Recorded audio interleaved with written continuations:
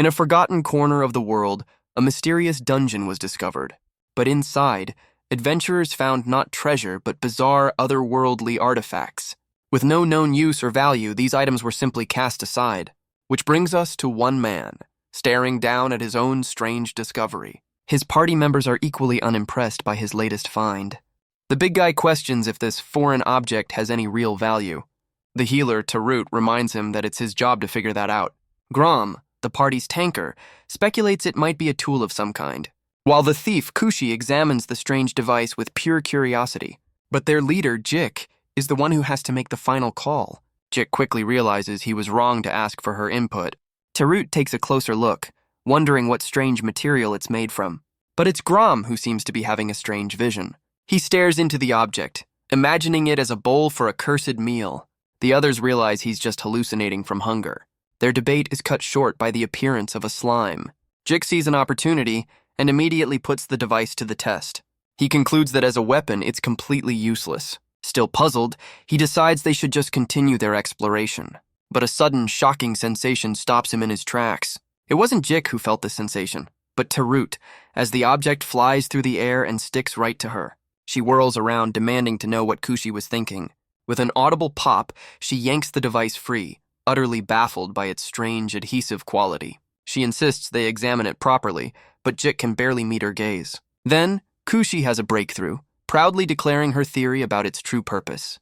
The rest of the party is left speechless and more than a little disturbed by her conclusion. Deciding to put the bizarre incident behind them, the group continues deeper into the dungeon. Tarut checks a peculiar timepiece, noting that the day is quickly coming to an end. Jik makes the call to turn back, asking Kushi if she remembers the path to the exit. But the thief's face pales as she realizes the path they took has somehow changed completely. Jik tells Kushi this is no time for her games, but she stomps her foot, insisting she's not lying about their predicament. Suddenly, a strange sound echoes through the corridor, a noise that immediately puts both men on high alert.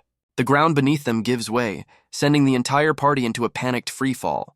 Meanwhile, outside the dungeon, a new group of adventurers has just arrived.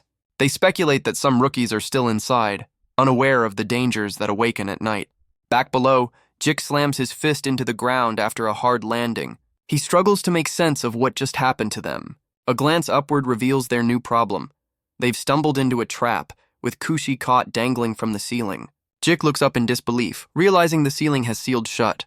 He immediately turns on Kushi, furious that their trap expert fell for a trap.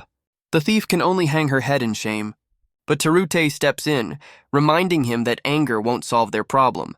Grom tests the walls with his fist, confirming they're too solid to break through. He then recalls seeing something strange on the wall just before they fell. His words lead Jik to a small panel on the wall, likely the trap's deactivation switch. But the switch is far too high for any one of them to reach. So the party forms a desperate, wobbling tower to get Kushi high enough. Yet even with their combined height, the switch remains just out of her grasp. Defeated, the party collapses, wondering if there's any other way out. Outside, the dungeon entrance is swallowed by the dead of night. Back in the trap room, their supplies are a grim reminder of their limited time. Jik racks his brain, but exhaustion and stress are clouding his judgment. Tarut suggests shouting for help, but he quickly reminds her that only monsters would answer their call. Grom takes offense to his harsh words, questioning Jik's own intelligence. The leader glares back, demanding to know what he finds so amusing. His frustration finally boils over as he points an accusing finger, asking whose fault this really is. The blame lands squarely on Kushi, who can only break down in tears. Tarut calls out his name, trying to snap him out of his rage before he goes too far. Her words seem to get through to him, and Jik stammers out an apology. He awkwardly pats Kushi on the head, trying to console her. The leader admits his words were out of line and the tension in the room finally breaks. But Tarute clenches her fist, blaming herself for not being more useful despite her long life. Her comment piques Jik's curiosity, and he asks Grom an indelicate question about his age. Tarut, however, is the one who answers, revealing she's a 50-year-old half-elf. The revelation stuns the others, who struggle to process the information. Jik finds his mind wandering, trying to reconcile her age with her appearance. But as his thoughts drift, a completely different idea suddenly strikes him. Tarut can only watch, confused by the sudden look of realization on his face. Jik's gaze turns sharp and analytical. Tarut is immediately flustered by the sudden, intense stare, but his eyes aren't looking at her face. They're aimed a little bit lower. The gears in his head turn as a desperate plan clicks into place. He calls out to her, pointing with a look of dawning realization. Jik reminds her of the object's strange adhesive quality from earlier. He then turns to Grom, holding the bizarre tool with newfound purpose. With a sudden motion, he presses it firmly against the big man's head. The others can only watch in stunned silence as the device sticks perfectly in place. Jik grips the strange tool, his eyes filled with a new resolve. A spark of desperate genius ignites in his gaze. He turns to Kushi, declaring that it's her time to shine. He explains that she is the only one who can pull this off. The thief is taken aback, unsure of what he's asking of her. But then the full weight of his plan finally dawns on her. She takes the object, realizing that an item's true worth is ultimately decided by the one who wields it. The others watch with bated breath, urging her to succeed. She now understands that this foreign object is a treasure with limitless potential. With the strange device in hand, Kushi begins to scale the sheer wall with impossible ease. Tarut watches in awe as their escape plan actually works. They make it out of the trap, but Grom warns Jik that the danger isn't over yet. His words prove true as a pack of goblins appears down the hall, and these creatures are clearly not here to talk. But Jik stands ready, realizing their strange artifact holds the key to overcoming any obstacle. After a hard-fought battle, the party finally emerges from the dungeon, exhausted but alive. The relief is short-lived, however, as Taruti scolds Jik for getting injured in the fight. But Kushi can only marvel at their leader's strength, which allowed them all to escape in one piece. But Jik deflects the praise, saying it wasn't his strength alone. He insists their survival was a result of their combined teamwork. Tarut can't help but tease him for his sudden humility, much to his annoyance. As they travel, Kushi excitedly suggests they find a place to rest for the night. The crescent moon hangs high in the sky, a silent witness to their journey. The conversation turns back to the strange artifact, with Tarut asking to borrow it for research. Grom holds the object, pondering its many potential uses. His first idea is to use it as a simple hat rack, or perhaps as a makeshift stop for a broken door. But Jik is horrified to imagine it being used by an enemy as a shield, or even to disarm them. Jik celebrates their potential payday, but the others debate whether they should even sell it. The scene shifts to the quiet halls of the Royal Magic School's student dormitory. Their shoes rest by the bed, a sign that the weary adventurers have found a place to stay. But Kushi can't seem to sleep, her gaze fixed on their strange treasure. She grips the handle, a thoughtful expression on her face. Then, she gently places the object on the bed next to a sleeping Taruti. Kushi watches over her friend, the artifact now a silent guardian. As the night deepens, the entire dormitory finally falls silent. The narrator reminds us that for most, this foreign object was a source of confusion and despair. But for a select few, it was something much, much more. The next morning, Jik asks Kushi if she's found anything of interest in the next room. She beckons him over to take a look, and his eyes widen in surprise.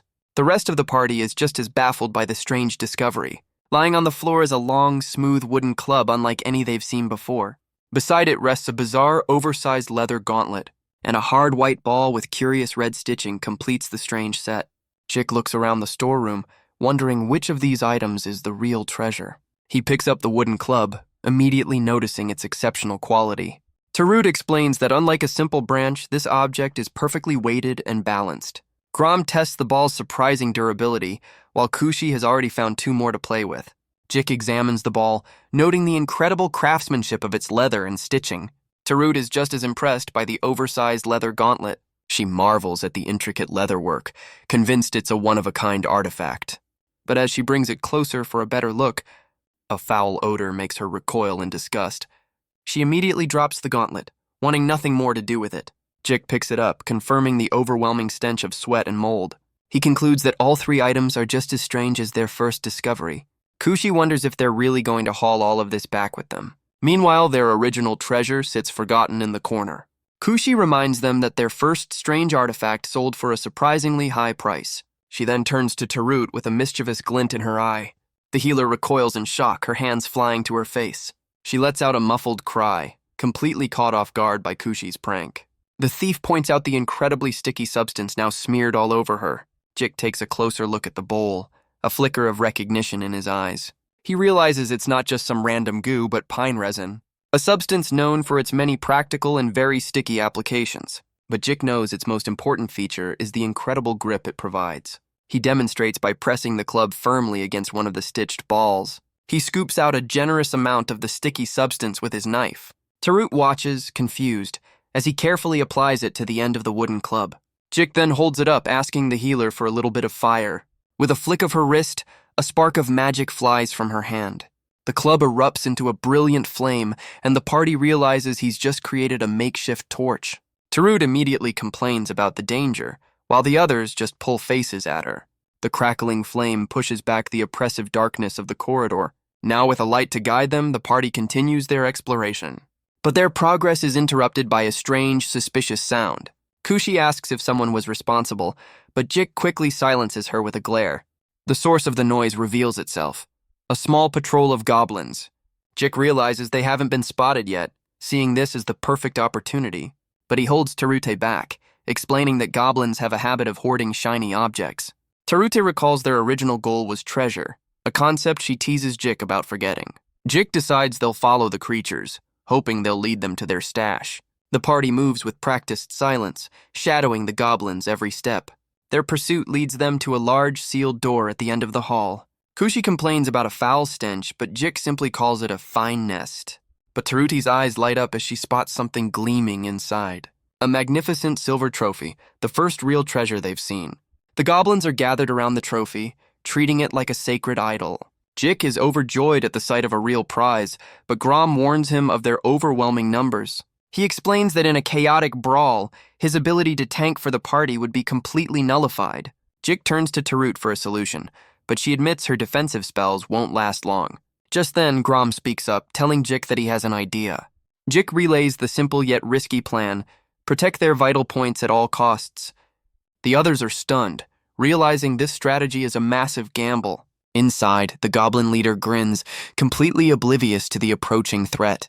But his smug expression vanishes as the party suddenly bursts through the door. Now clad in their strange artifacts, Jik declares that the treasure belongs to them. The goblins are completely stunned by the party's sudden, bizarre appearance. Jik comments on his new gear, admitting it's not a bad look. But Tarut can't stand the foul odor that's now clinging to her. Jik tells the others to leave it to him, promising a swift victory.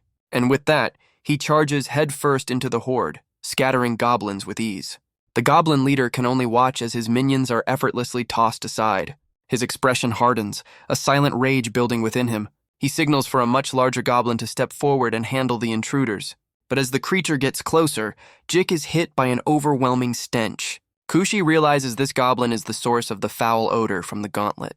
The stench is so powerful it's like a physical attack, choking the entire party. Grom recalls a bit of goblin lore. The foulest-smelling member of the horde is always the leader. Jik realizes they're facing an area of effect status attack that they can't defend against. But then his eyes fall upon the very source of their earlier disgust. He turns to his stunned party members, telling them to brace themselves for what's coming.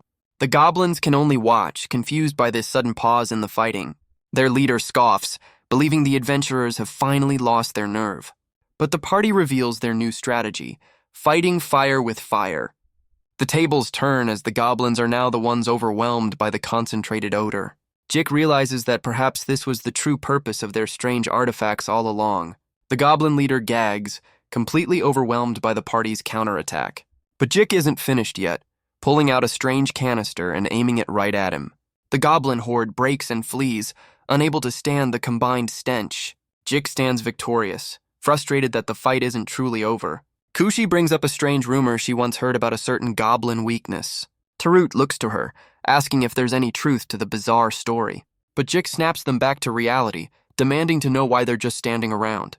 Kushi, however, seems to have a plan, holding up the stitched ball and a magic crystal. She presses the two items together, causing them to glow with a strange, unstable energy. With a sudden toss, she unleashes a powerful, fiery projectile, much to the others' surprise.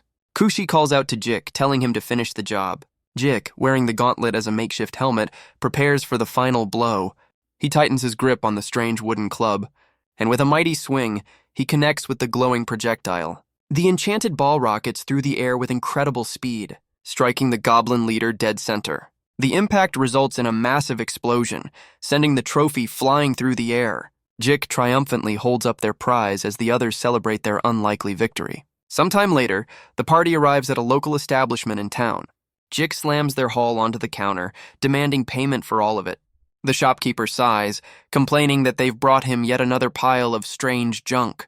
Jik gets defensive, but the old man points out their growing reputation for finding bizarre artifacts. He holds up their first discovery, admitting he was shocked when some oddball actually bought it. Jik brushes it off, insisting that this new haul is far superior in both quality and quantity. He gestures to the stitched balls, confident they'll be much easier to sell. The shopkeeper inspects one of the items, grudgingly admitting that Jik might be right. Jik celebrates as the man finally agrees to purchase the strange collection. But with a sly grin, Jik announces that it's time to reveal their real prize. He slams their true treasure down on the counter with a heavy thud. The party proudly presents the silver trophy, its surface reflecting the shopkeeper's stunned expression.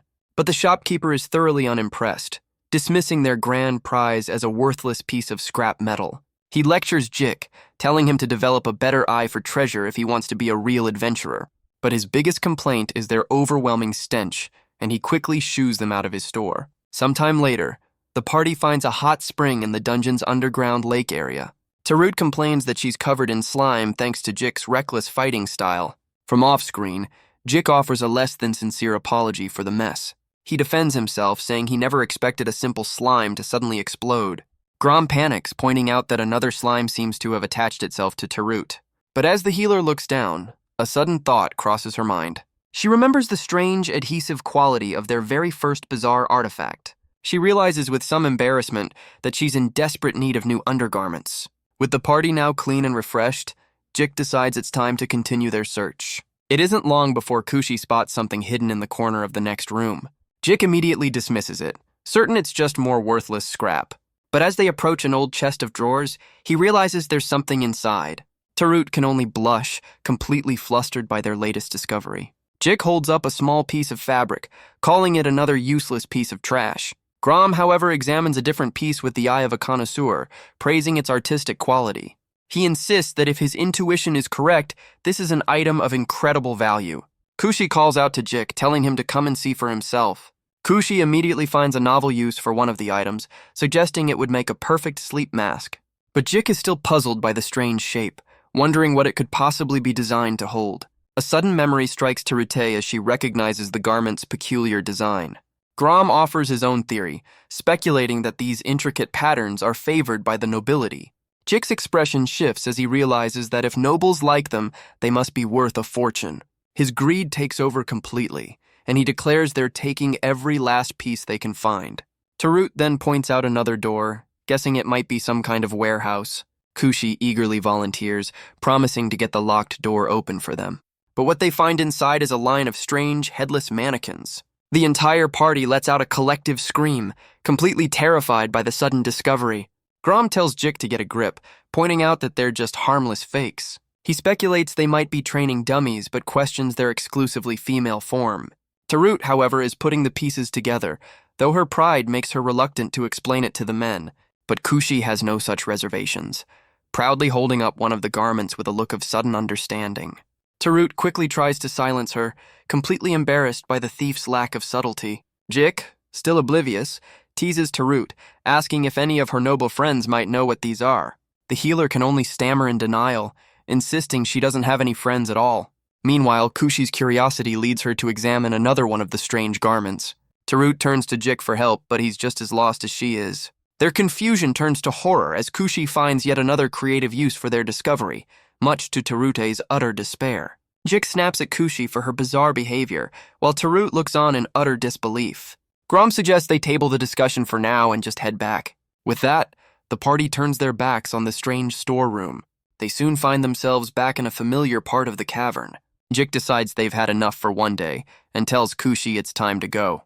But the thief mentions a strange feeling she had back at the hot spring, as if they were being watched. Tarut's glare immediately falls on Jik, who furiously denies any wrongdoing. He tells Kushi to stop spouting such nonsense. But their argument is cut short as something drips from the ceiling onto Kushi's head. A massive, grotesque creature suddenly drops from above, ready to attack. Kushi points upward, identifying the creature that ambushed them. But Jik is already in motion, smashing his fist into the creature's body. The attack sends a shockwave through the cavern, stunning Taruti and Grom. Even Jik and Kushi are taken aback by what they see.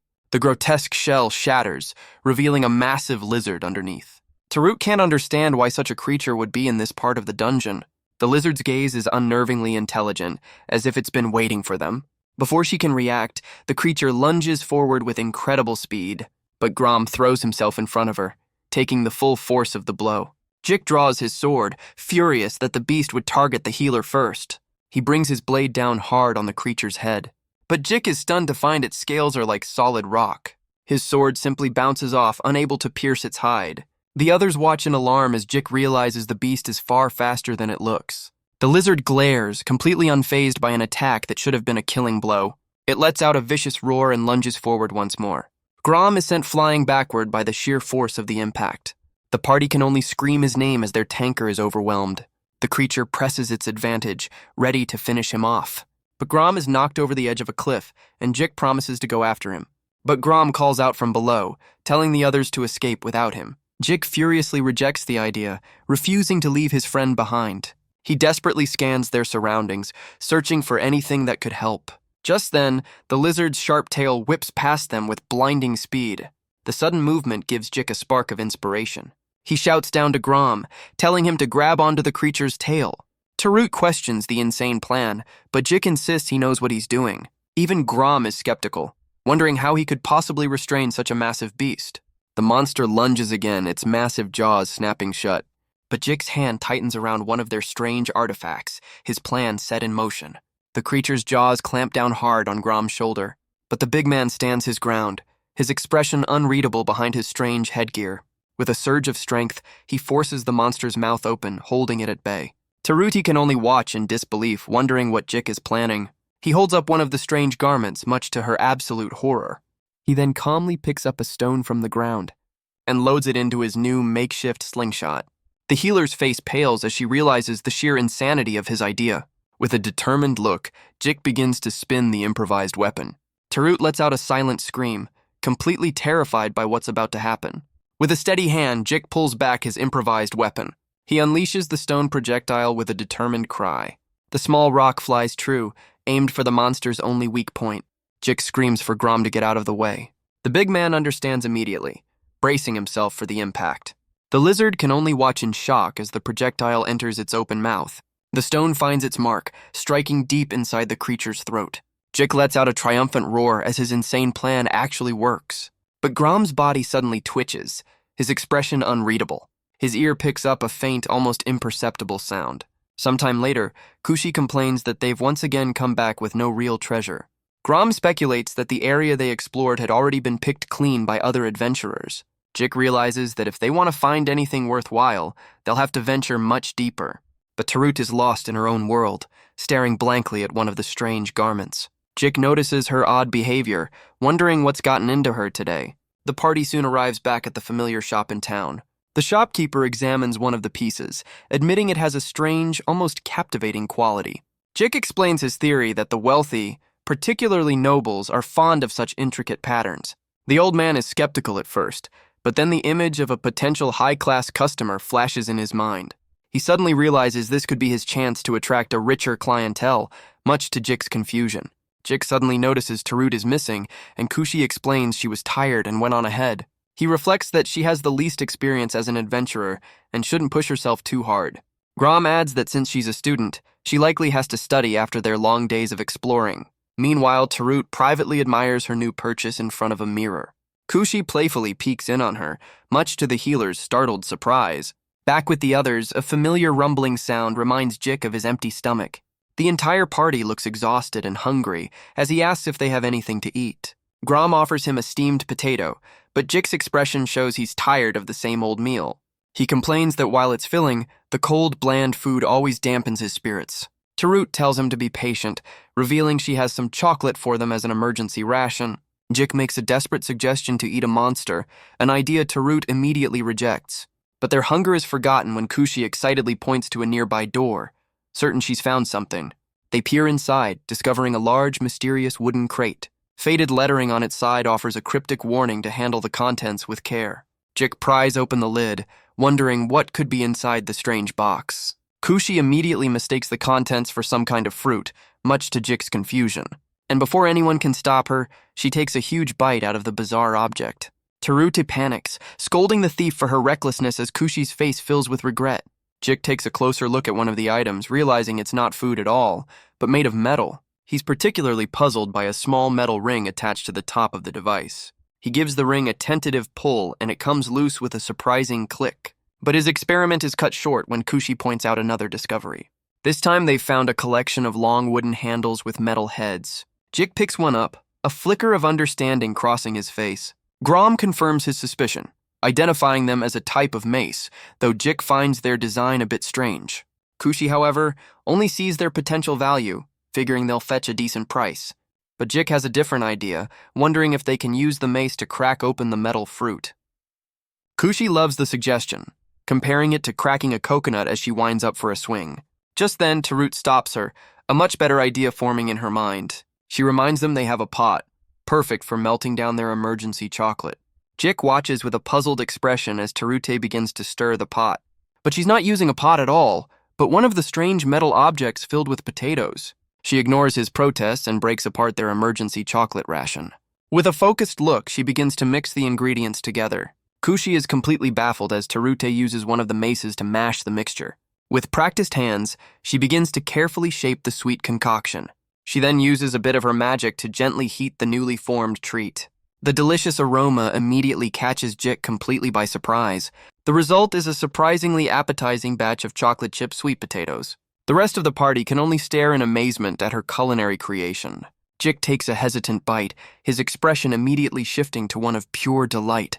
Grom notes her practiced movements, mentioning that he used to bake with his mother. Kushi playfully calls her a mother figure, but Terute turns away, a shadow of sadness crossing her face.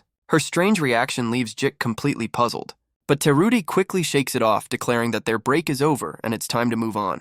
With their meal finished, the party continues their trek, unaware they're being watched. From the shadows, a pair of goblins watch them pass, recognizing the adventurers instantly. The goblin leader recalls the day their horde was decimated by this very same party. He sees this as a chance for revenge, a chance to reclaim their honor. But his subordinate's crude comment is cut short by a sudden realization. His eyes fall upon one of the metal objects the party left behind. But in his hunger-addled mind, he sees not a weapon, but a delicious piece of fruit. He snatches it up, drooling at the thought of his newfound meal. But as he tries to take a bite, he's frustrated by its hardness and notices the small ring. Deciding it's just in the way, he casually pulls the pin. Back in the corridor, Jik gets a strange feeling that he's forgotten something important. His thought is interrupted by a massive explosion that rocks the entire dungeon. Grom identifies the sound, while Kushi wonders if another party is responsible. Jik admits such items are useful, but Terute points out they're too unstable and expensive for most adventurers. Her words spark an idea in Kushi, who realizes that a compact, safe version would be revolutionary. Jik holds up one of the maces, a sudden realization dawning on him. He connects the explosion to the strange metal fruit they left behind. Kushi dismisses the thought as they finally leave the dungeon behind. As they head back, they take stock of their meager haul for the day. Terute asks what happened to the metal fruit, but no one seems to have picked it up. The party realizes none of them thought to bring the strange object back. They soon arrive back at the familiar trading post, ready to sell their latest finds. Jik calls out for the old shopkeeper, but the store seems quiet. But it's not the old man who greets them, but a cheerful young woman. She confidently identifies them as Jik's party, much to their surprise. Jik is taken aback, demanding to know who this stranger is. The young woman introduces herself as Monan, the shopkeeper's granddaughter. Jik immediately asks where the old man has gone. She explains that her grandfather has been acting strangely lately. Monan calls out to him, announcing that she's arrived with a delivery. The old man emerges from the back, holding one of their strange clubs. With a wild look in his eyes, he makes a bizarre and nonsensical declaration. Jik can only stare in confusion as Monan asks if he's feeling all right. She explains that while his life isn't in danger, he's too unwell to run the shop anymore. The news surprises Grom, who always saw the old man as a pillar of strength. Monan explains that for the time being, she'll be taking over the shop. Jik is still confused, asking about the log her grandfather was holding. She admits she was going to build some shelves but forgot a crucial tool. Kushi holds up two of the maces, wondering if she means something like these. Jik clarifies that they just found them in the dungeon and were hoping to sell them. Monan takes one of the objects, a thoughtful expression crossing her face. With a sudden, powerful motion, she brings the metal head down on a nail. The tool works perfectly, driving the nail home with a single strike. She holds it up with a smile, declaring it's the exact kind of hammer she needed. Jik can only stare in disbelief, trying to process what just happened. With a satisfied sigh, Monan admires her newly constructed shelf. She then suggests it would be the perfect place to display all the bizarre items they bring her. Jik is stunned by the offer, but Monan admits she's always excited to see what they'll find next. She even points out a flyer she made, advertising their previous strange discoveries. Jik is impressed by her ingenuity, realizing they'll be in good hands with her.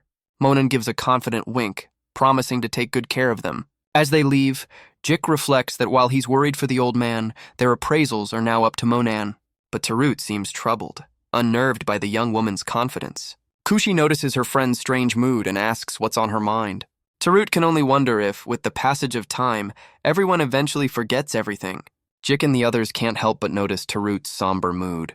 He finally calls out to her, trying to break the silence. Jik admits he's not the sharpest, but reminds her that they're a team. He makes her promise to rely on them instead of shouldering her worries alone.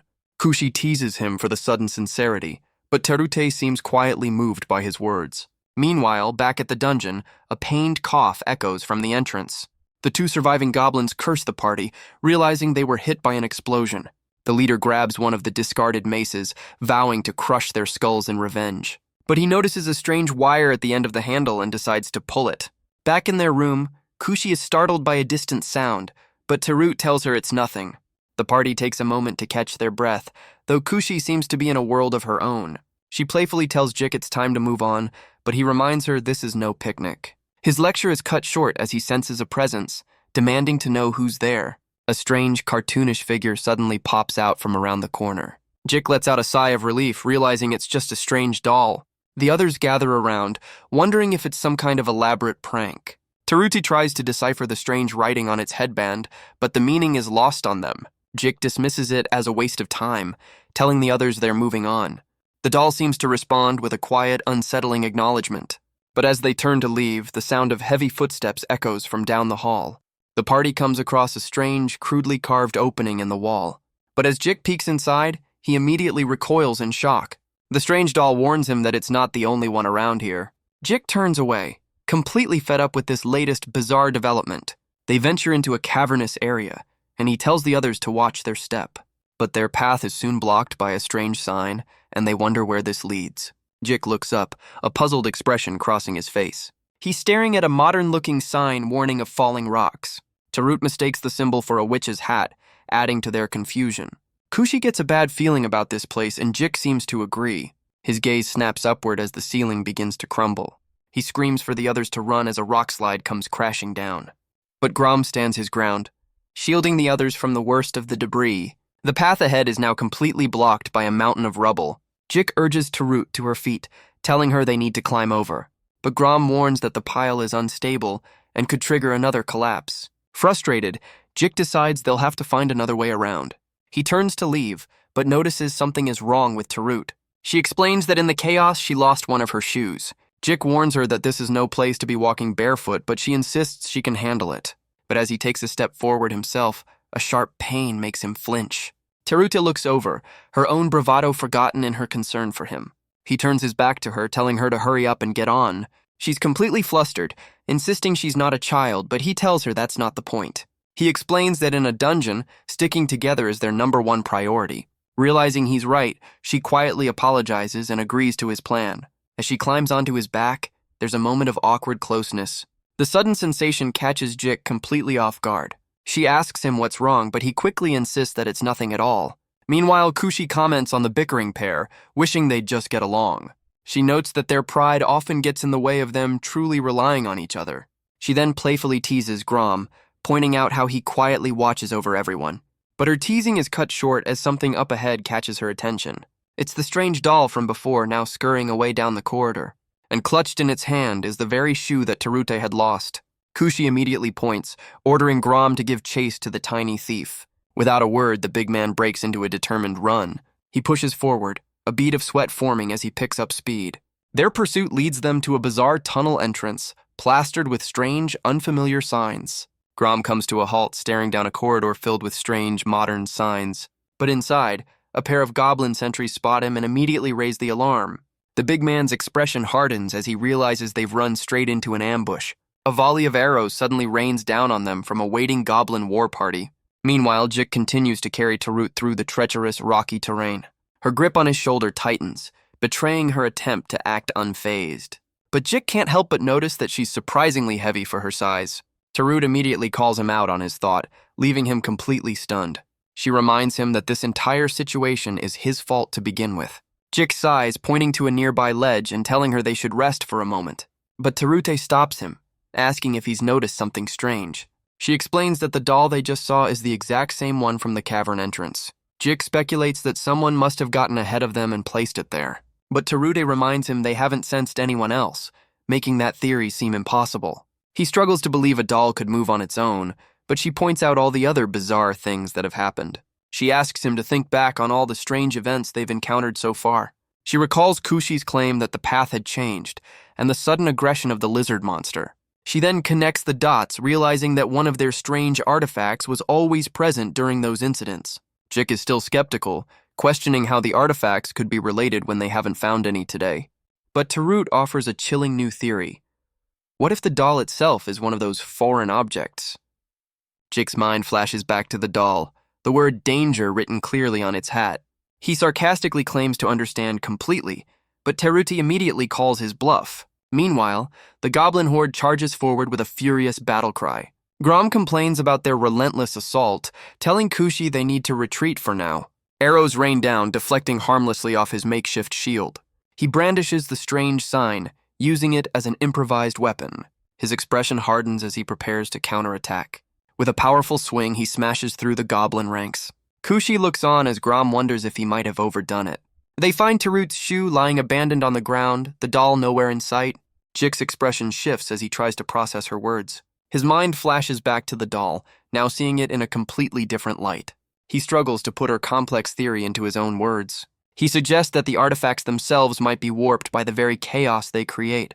Jik realizes that if she's right, then all the bizarre events they've faced suddenly make a terrifying kind of sense. But Tarute admits the artifacts are still a complete mystery, with no clear explanation for their existence.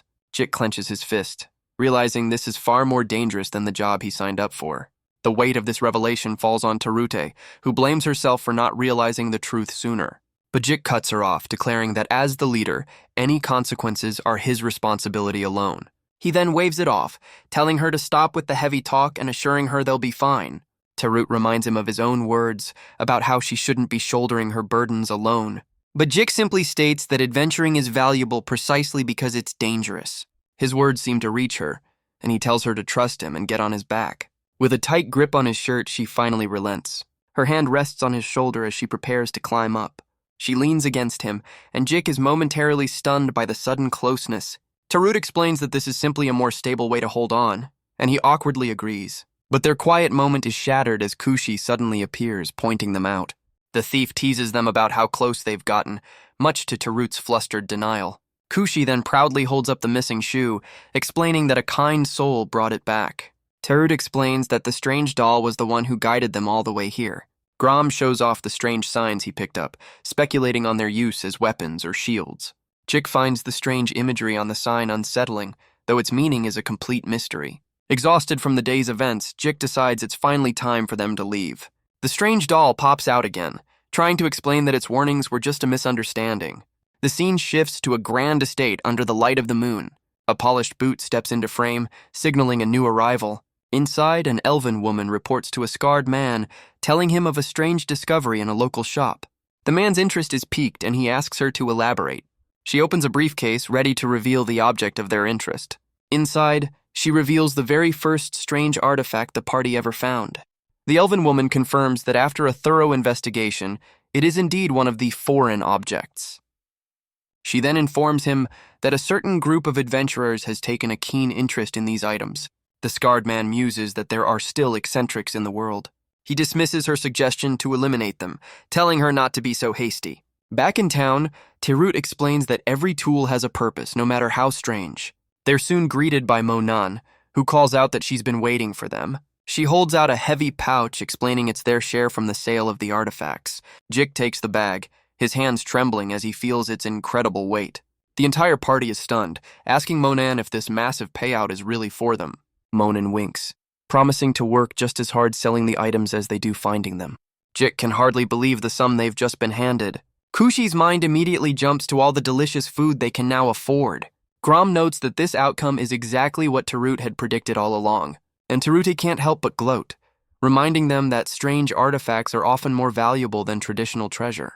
Monin then brings up one of their previous finds, a strange device that was surprisingly popular. It turns out an elderly woman bought it to use as a shoulder massager, much to the party's shock. Her curiosity piqued, Monin asks how such a strange group of adventurers ever got together in the first place. Jik begins to explain, recalling the early days when it was just him and Grom facing down monsters. One day they happened to run into Tarut in town, a chance encounter that would change everything. Jik explains that Kushi was just someone they picked up, leading Tarut to wonder if she was some kind of stray. Grom admits that at the time he completely misjudged the situation. The flashback shows Kushi caught red-handed, about to be punished by an angry shopkeeper for stealing fish. Jik explains that after saving her, he made her promise to give up thievery as a condition for joining their party. Monin listens intently as Kushi mutters that she could have escaped on her own if she'd really tried. Monin just smiles, while Jik recalls that the thief was actually crying her eyes out at the time. And with that, the four of them were finally a complete party, a fact Monin seems to appreciate. The story continues with Kushi teasing Tarute, much to the healer's embarrassment and Jik's annoyance. Jik then recalls lecturing her about bringing more strange junk to the old shopkeeper. But as he opens the door to the shop, a mysterious hooded figure is waiting for them on the other side. Jik is immediately startled by the sudden encounter. The mysterious woman asks if he's all right after their collision, but her gaze is cold and analytical, betraying any real concern. Jik is left speechless, completely caught off guard by her presence. She then bluntly tells him that he's in her way. The rest of the party looks on as Tarut warns Jik to be careful. The hooded elf turns her attention to Monin, asking if she's the one in charge. Monin explains she's just filling in for now and asks what the stranger needs. The elf reveals she's not here to buy anything, but to ask a few questions. The scene then shifts as someone calls out to Jik, wondering what's on his mind. Jik explains that the hooded woman had a strangely unsettling gaze, but Tarut reminds him he's the one who bumped into her. He quickly dismisses the topic, trying to steer the conversation elsewhere. Jik then addresses the party, telling them to use the day to prepare for their next expedition. With their new wealth, he declares it's time to celebrate and invites Grom out for a drink. Tarut sighs at his recklessness, while Kushi excitedly suggests they all go get something to eat. But the healer turns her down, explaining that she has a personal errand to run. She tells Kushi to head back to their room, as she might not be back until late. The thief's expression turns suspicious, wondering what could be more important than their usual routine. The scene shifts to a bustling market stall filled with fresh produce, where a vendor offers up a basket overflowing with fruit. Tarut seems surprised by the vendor's generosity, who insists she take the extra fruit. But from a nearby hay cart, Kushi watches with suspicion, wondering why Tarute bought so much. The day passes peacefully as Tarut continues on her journey. She's followed all the way into the woods by Kushi, who notes how far they've come from town. The thief decides this is the perfect opportunity to get ahead and give her a little surprise. Unaware of her follower, the healer continues down the quiet path. Her journey finally leads her to a secluded house in the middle of the woods. She raises her hand and gives a gentle knock on the door. An old man's voice calls out from inside, asking a strange, coded question. Tarut sighs, recognizing it as yet another one of his bizarre passwords. The door opens to reveal a kind-faced man who warmly welcomes her home. Tarut smiles, relieved to see he hasn't changed, and asks if her mother is here. He explains that she's waiting in her room upstairs, and Tarut quietly thanks him. She reaches for the ornate handle of an upstairs door. With a cheerful burst of energy, she enters the room, presenting the basket of fruit she brought. A woman looks up from the book she was reading, revealing an older, elegant elf sitting by the window, surprised by the sudden visit. The high elf Treya smiles warmly, expressing how happy she is to see Tarut again. Tarut is visibly moved by the greeting, her own joy clear on her face, but her expression softens into a quiet, almost somber agreement. Treya apologizes, admitting she can't even remember her own daughter's face. But Tarute insists her mother has nothing to be sorry for. She then presents a leather-bound journal, filled with sketches she's made. Treya flips through the pages, and Tarut asks if any of it looks familiar. Inside are detailed drawings of the strange artifacts the party has discovered. Her mother's eyes widen in recognition as she stares at the images. Tarut is stunned by the sudden reaction, as Treya asks which one she's referring to. But then her mother slams the book shut, a look of panic on her face. A sudden crash from downstairs startles Tarut, who wonders what that sound could be. Downstairs, the old man stands over a tied-up Kushi, explaining he caught a suspicious stray cat snooping around. Taruti is stunned, demanding to know what Kushi is doing here. The old man smiles, asking if they're acquainted, while Kushi insists she already explained. Sometime later, the misunderstanding has been cleared up, and Kushi is invited to join them for tea and fruit. The thief asks who the old man is, but Treya explains it was her fault for not noticing her. Taruti apologizes, but the old man insists it's fine, mentioning a promise that shouldn't have been spoken. Kushi immediately starts teasing her, much to Taruti's annoyance and Treya's amusement. Treya comments on how wonderful it is that her daughter has found such lively friends, but Taruti's expression turns somber, worried that their busy lives will make it hard to keep a promise. Her mother looks on with sympathy, acknowledging the difficult life of an adventurer. Kushi asks if her mother was a famous adventurer, and the old man leans in to share a well-kept secret. He explains that Treya was once one of the legendary 7 heroes, a warrior who stood at the very pinnacle of their profession. The thief is completely lost, so Tarut clarifies that it's the highest possible rank an adventurer can achieve. A diagram illustrates the massive gap between the legendary heroes and their own party's humble standing. The full weight of this information suddenly dawns on the young thief. She realizes with a jolt that Tarut is the daughter of a living legend. Kushi excitedly tells her to boast about it to the others, but Tarute immediately shuts the idea down. The thief is left completely confused by her friend's panicked reaction. Tarut pleads with her to keep this a secret, explaining her mother needs peace and quiet right now. She takes Kushi's hands, promising to explain everything when the time is right. Kushi falls silent for a long moment, before reluctantly agreeing to keep her friend's secret. Taruti seems relieved, but Kushi isn't quite finished. She then offers a sincere apology for following her in secret. The apology catches Tarut off guard, while her mother seems absolutely delighted. Treya gushes over Kushi's good nature, as the thief playfully calls her Mama, much to Tarut's horror. The old man chuckles at the scene, while Tarut can only sigh in exasperation. He notes how long it's been since he's seen Treya truly smile, a sight he treasures more than anything. As they prepare to leave, Tarute promises to visit again soon, thanking the old man for his care. He watches them go with a kind yet strangely perceptive gaze. He humbly deflects her gratitude, saying her words are more than he deserves. Back at the shop, Monin tells the hooded elf she's asked this question many times. She explains that with so many customers, she can't possibly remember who brought in every single foreign object. But the elf's gaze remains sharp and unconvinced. Her hand tightens into a fist, a flicker of frustration showing through her calm exterior. Monin watches her, a hint of suspicion in her eyes. The elf then slams a heavy pouch on the counter, offering 100,000 gold for an immediate answer. But Monin is unimpressed, questioning if this stranger is some kind of noble. The elf coldly states that she is the one asking the questions and warns her against prying. Monin simply winks, admitting that they certainly do handle all sorts of things. Monin holds the pouch, explaining that even if she remembered who brought the items in, she has no intention of selling out such important customers. The elf takes back her money, warning Monin that she'll come to regret this decision. With that, the mysterious figure turns and leaves the shop. Jik watches the door close, the tense encounter still fresh in his mind. Monin is left to ponder the strange and forceful line of questioning. A wave of exhaustion hits her as she realizes the trouble she just avoided. She sighs, thinking of all the renovations that money could have paid for. Meanwhile, the hooded elf admits that her approach took far too long. She clenches her fist, realizing she was too lenient and will have to change her methods. The scarred man orders his subordinate to continue surveillance on the area, while the elf herself decides to head directly to the dungeon.